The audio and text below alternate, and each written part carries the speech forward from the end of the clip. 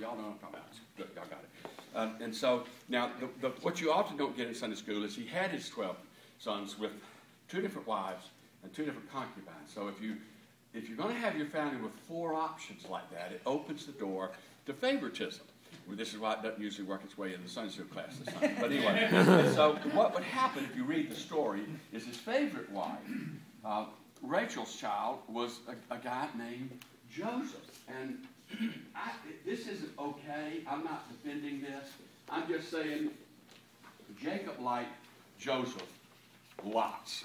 And he was one of the youngest kids in the whole group.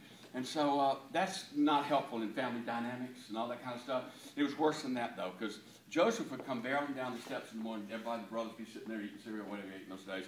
And he'd say, guess what? God talked to me last night in a dream. You want to hear it? No, not much. Well, I'll tell you what God said is, one of these days, you guys are all going to be bowing down to me. What do you think about that? Not much. Then he come back and say, I got another dream. I had another dream. Want to hear it? No. Well, I'll tell you anyway. One of these days, anyway. So that kind of thing went on. So they just really got to where it was worse than that. Then Jacob, bless his heart, gave Joseph the coat with long sleeves. I know you learned it in Sunday school, the coat of many colors, however you want to word it. But a special coat. So he's kind of walking around the house looking good, and styling and profiling, and the brothers don't think that's attractive. They don't like him at all. Well, one day, the brothers are all out in the hot sun watching the herds, and Jacob and Joseph sit in the air-conditioned tent watching the game, and Jacob said, hey, I need you to go out and check on the brothers. Sure, Dad. Grabs a little coat of many colors, or however you want to translate that. And he goes trekking across the sand dunes, and they see him coming.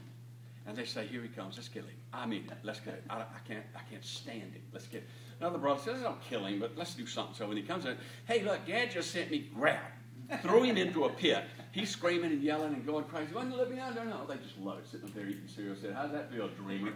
That kind of stuff. And then they saw this caravan come in, and they stopped. Whoa, whoa, whoa, where y'all headed? And they said, we're going to Egypt. Great. What will you give us for this runt in the pit? And they came up with the price. They sold Joseph into slavery. You know why they did that? Because they wanted to.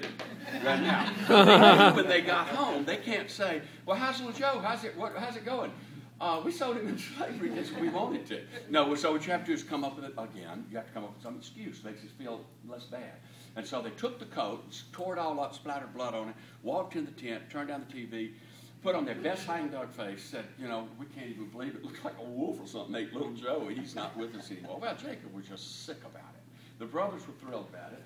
And Joseph was in Egypt about it. And so that's where the caravan stopped. So they sold, here's the good news. They sold him a guy, a good old guy named Potiphar. Potiphar, for whatever reasons, let him be in the house, work in the house, that kind of stuff. Liked him. That's a good gig. If you got to be a slave, that's not a bad gig. So that's the good news. The bad news was Potiphar's wife also liked Joseph. And so one time, Potiphar grabs his briefcase, heads off to work. See you, hon. Kiss the kids.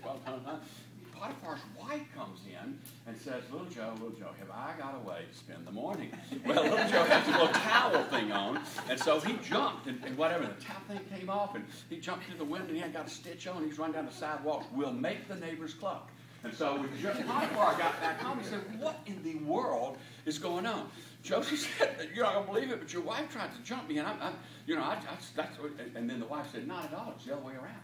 He tried to jump me. Now, who are you going to believe? Your slave or your wife? And so Joseph ends up in the dungeon. Well, when he's down in the dungeon, there's not much to do. It's kind of the pits. That's why they call it the pits. And there I am. And what can you do? Well, these 2 other guys that were in the Pharaoh's court, they were in hot water too. And so they were playing cards, what you did in those days, and chewing the fat.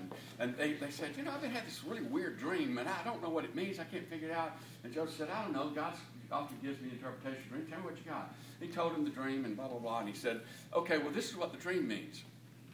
Pharaoh's going to call you 2 guys up pretty soon. He's going to take your head off, and he's going to forgive you.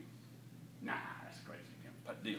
So they kept going. Well, sure enough, a little bit later, Pharaoh called the 2 guys up, put him in front of him, took his head off, forgave that one, made a huge impression on this guy. Made a pretty big impression on this one. Huge impression. Said, that is just incredible. How would you know something like that? Well, anyway, about this time, the Pharaoh's having these dreams. He can't figure them out. It's making his head hurt. Fat cows, skinny cows. The fat cows come up out of the Nile, and the skinny cows. Then the fat cows go over and eat the skinny cows, and whatever. My head, what?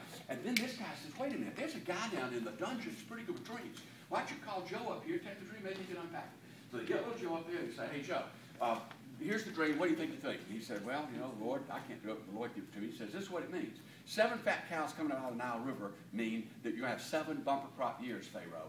But then when you see the 7 bony, scraggly cows coming up and go over and eat the fat cows, that means it's going to be followed by 7 years of drought. And so that being the case, what you're going to need to do is to store up some grain so when the drought hits, you'll be sitting fat. And Pharaoh said, bingo, I think that's it. I really do think that's it.